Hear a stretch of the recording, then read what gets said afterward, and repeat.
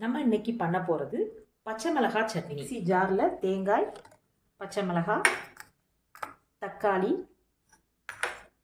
வெங்காயம், உப்பு இதெல்லாம் போட்டு தண்ணி ஊற்றி நல்லா நைஸாக அரைச்சிட்டு வந்துடலாம்.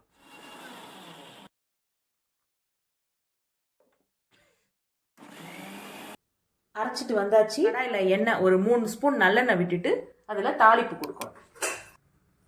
எண்ணெய் காஞ்சிருச்சு. கடுகு, உளுந்தம்பருப்பு, கொஞ்சமாக கடலைப்பருப்பு செவந்துருச்சு. கருவேப்பிலை போட்டுட்டு நம்ம அரைச்சி வச்சுருக்கதை இதில் ஊற்றிடலாம்.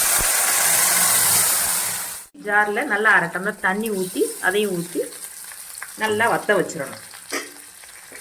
நல்லா சட்னி கொதிச்சு வரட்டும். கொதிச்சிருச்சு. எண்ணெய் இந்த மாதிரி பிரிஞ்சு வந்தோடனே அடுப்பை ஆஃப் பண்ணிடலாம். மழைக்காலத்துக்கு இதமான பச்சை மிளகாய் சட்னி ரெடி ஆயிடுச்சு.